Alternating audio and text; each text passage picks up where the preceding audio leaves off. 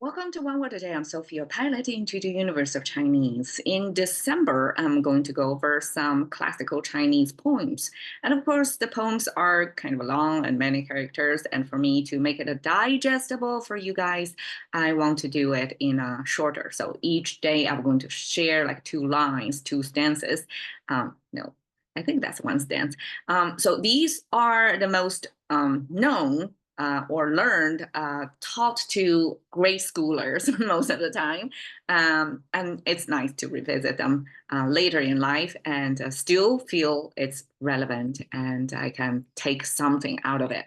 So 采菊东篱下，悠然见南山 is today's first poem we're trying to unpack.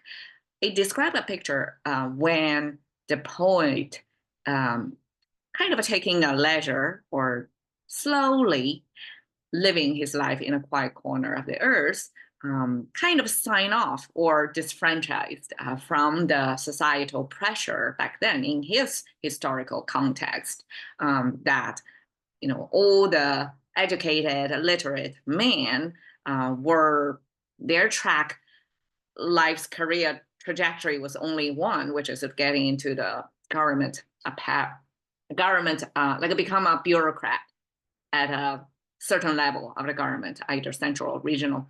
And then he basically signed off from that. Like, I'm not doing that. I'm going to take my life leisurely, just spend my life, in a quiet way and accept that as an alternative. It was kind of a groundbreaking attitude back then, but I'm sure like throughout the history and just through the poems we can see like quite some people adopt this attitude, which is I'm not going to play the game the society forced on me. I'm going to enjoy my life on my terms. So even if Chinese as a society, as a culture, has pretty strong hold on individuals on how they behave and think, I guess for most societies they do, but I think Chinese especially, because we were educated from early on and to recite a ton of things, and that's kind of programmed your attitude and understanding of life just by reciting a ton of things. So if people can escape from that societal expectation and make chart their own course through life, that's like bravo. I would imagine that's a minority of people. But these are the poems and attitudes that were preserved through history because apparently it's needed.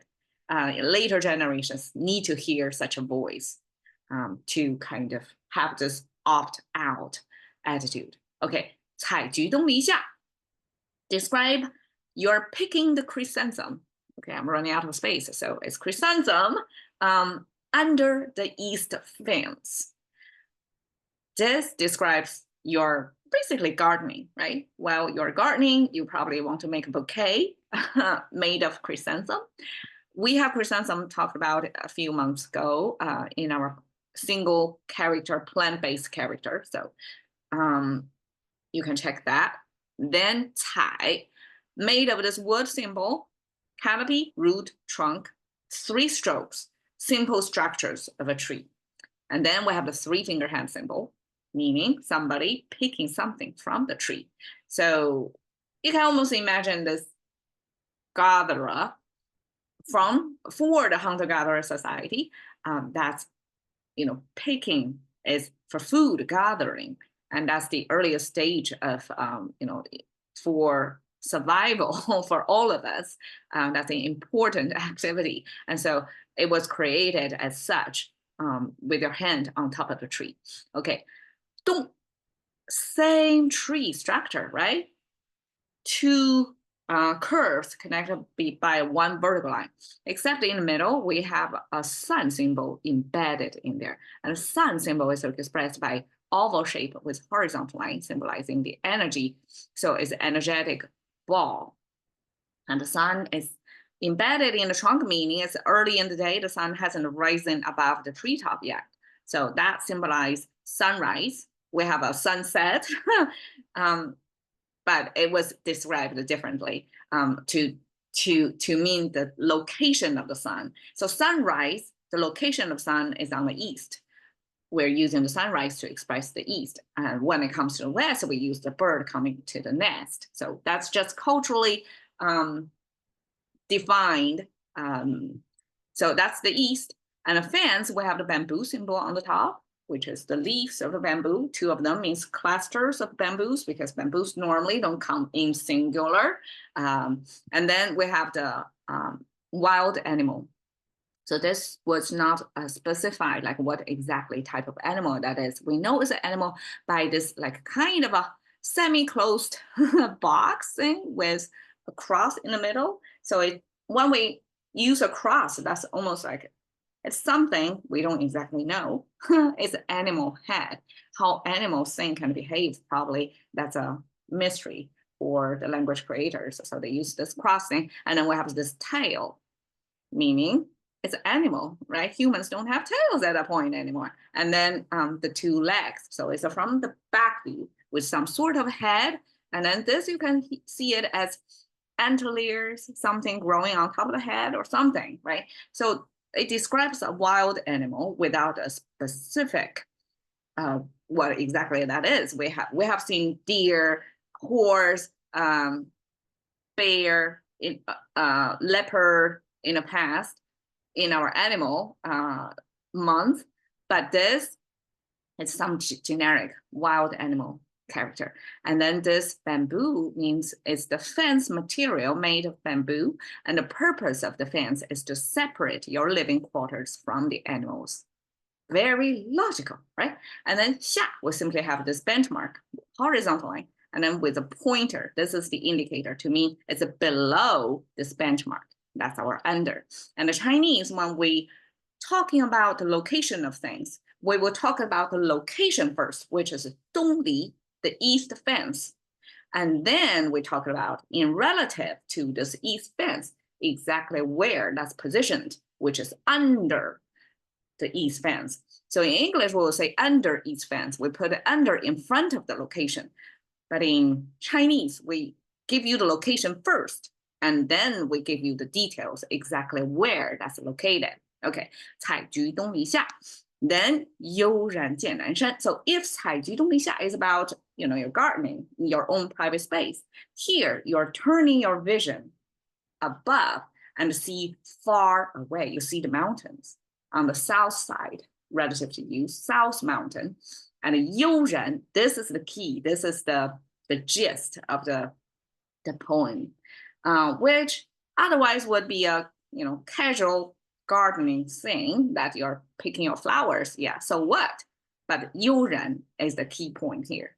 It's you're taking your time, you're taking it slow, and then you just leisurely see the mountain, see nature. Over here, you have this interaction of on the one hand, you had a fence to fend you from the wild animals, right? On the other hand, when you lift your vision to see far away, you have this, you invite wilderness to you, at least vision to you. So that's a nice, already give you this human versus nature interaction. You're safely protected with the fence, but at the same time, you can see the mountains out there. How many of us in our contemporary life in 2024 can see mountains just leisurely in your life, right? So 悠然见南山, this 悠然 is expressed by the heart. So heart symbolizes our emotional, sometimes cognitive as well, processing. And then this slow-mo is expressed by humans using a kind of a hiking pole, holding in hand, crossing the water. So this three-finger hand symbol have this vertical and horizontal line saying that's pronounced as 补.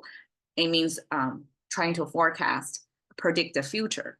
So that, because it is very simple and it's probably essential for ancient times that people need to know what's going to happen in the future, right? So this fortune telling was ancient trade and necessity probably back then.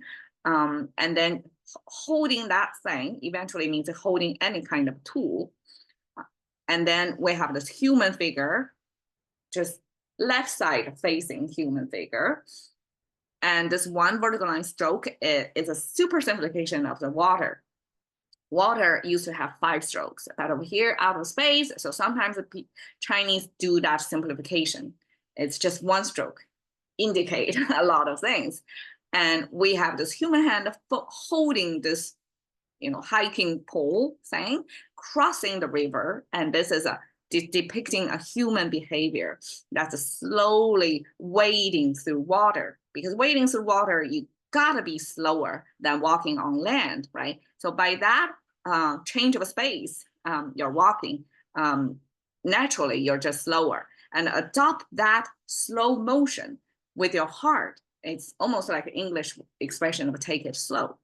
So things you take it slow as if you're walking in the water, even if you may not be walking in the water, but you take that kind of care and the slow motion, like a deliberate every step of the way. You need to be careful, right?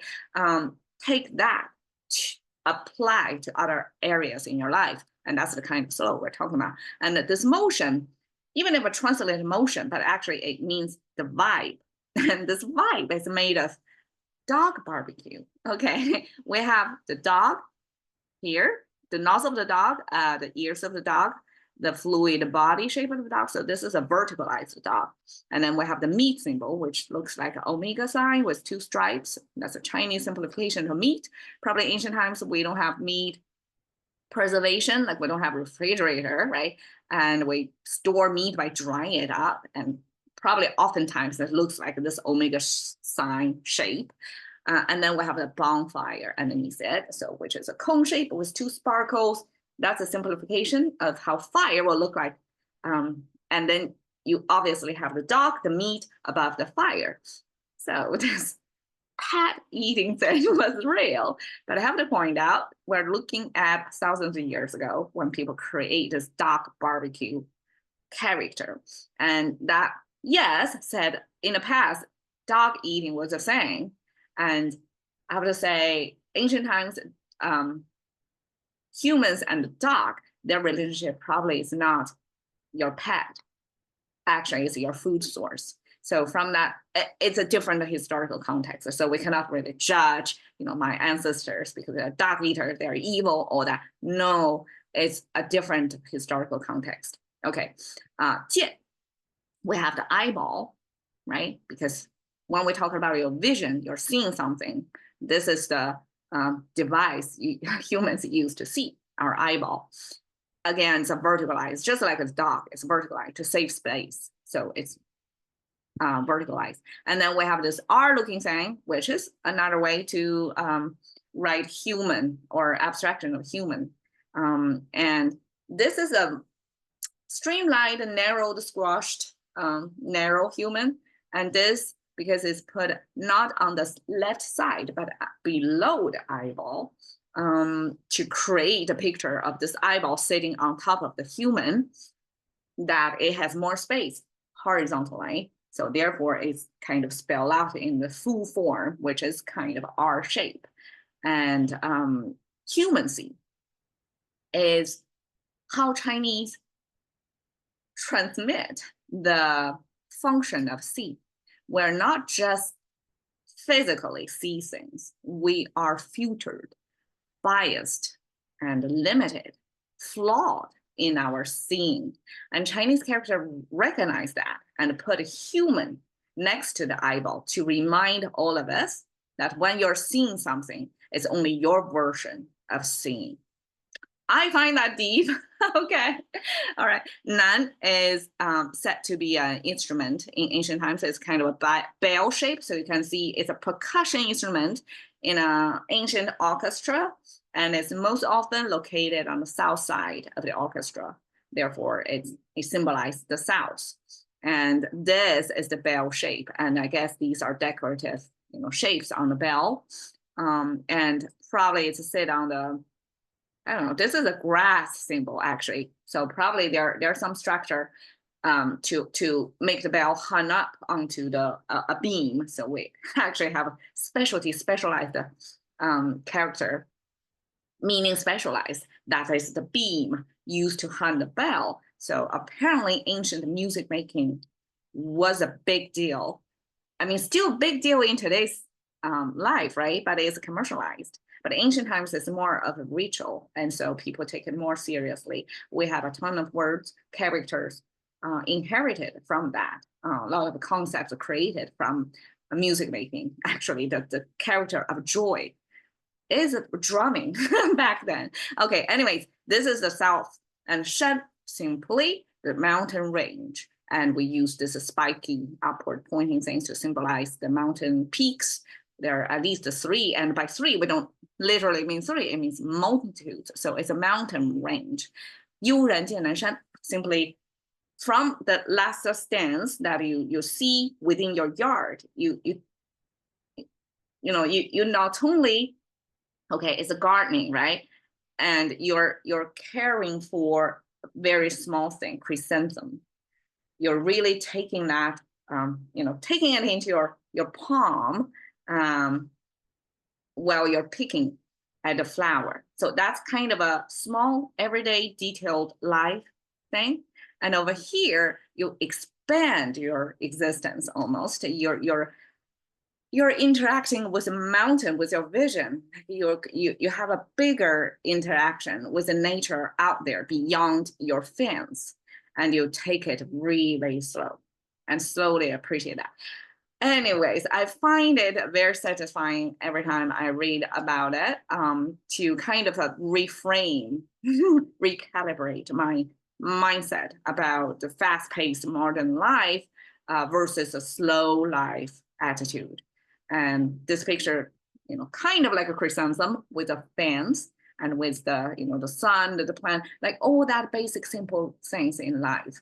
And this poem appreciate, and it keeps us showing us the alternative option to how we live through life. And I call it a slow life. All right. Hope you enjoyed. See you another day.